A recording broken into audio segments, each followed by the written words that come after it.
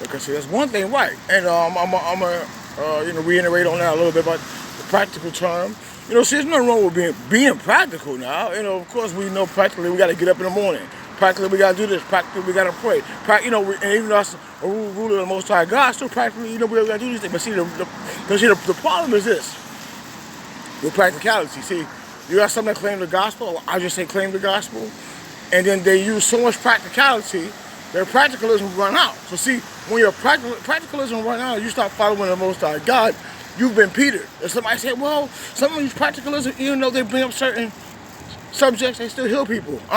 See, when you have been petered to be petered, I'm gonna be honest with you, to be petered is just to continue to go on and practical mistakes that things you think you should be doing. Topics you think you should be bringing up when it's time to glorify God. When it's time to let go of certain topics and you don't do that, that's being petered, because now, because see, the Spirit's not going to have you follow nothing practical. Not for too long, because it makes no sense. That's the point. So that's the problem with it. There's nothing wrong with it, but once your practicalism, once it runs out, it's over, right? Because see, your practicalism, see, you're not supposed to use practicalism like it's you're not supposed to use it like it's your main objective. See, your main objective is to be glorifying God like never before.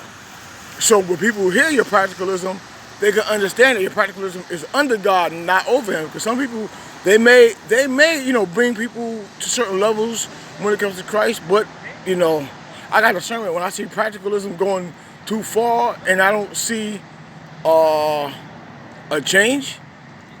To me, you're just following. You're being petered until you find the most. Until you really find the work God is giving you. But see, that's the thing. When people get too practical, it's not the work of God that they're actually doing. Practical is being practical, right? And that's just realistic. So I've seen many people, their practicalism ran out on them. That's how I was able to figure a lot of different people out. The practicalism ran out, right? If the Spirit of God was in them and they continue on and continue strong, I would have never had a problem, because I never had a problem with the Most High God and people glorifying Him. I love Him to death. I glorify Him. That's the point, right? So even if, I listen to people, whether the kids, or I say, oh, he got the Spirit, he filled with it, she filled with whatever. Because it doesn't matter what I say.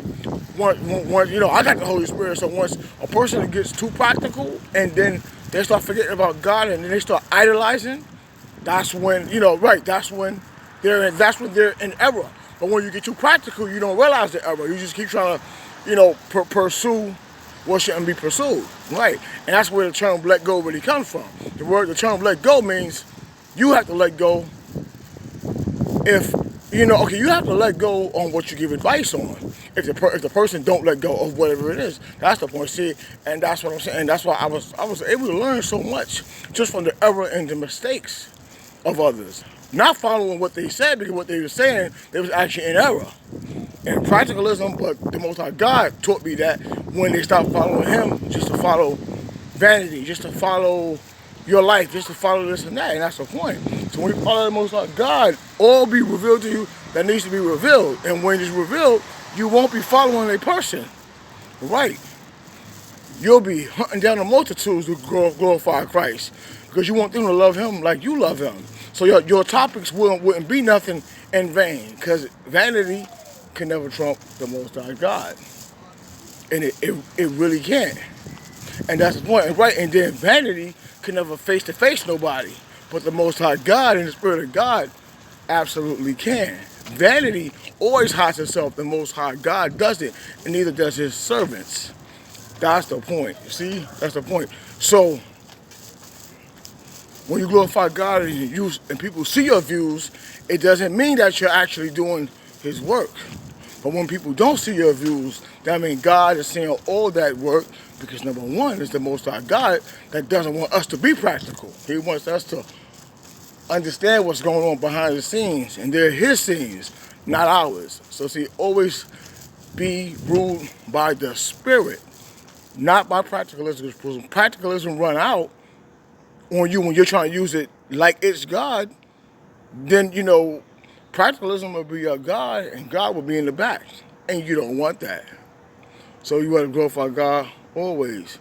And that's right there is wisdom from the Most High God. That's not practical because I didn't know that, and because if that was practical, I'd have said this years ago, and I didn't. So that's from the Most High God, from the Spirit of God, from me loving God so much that I know He trumps practicalism all the time. I trump practicalism because He allows me to.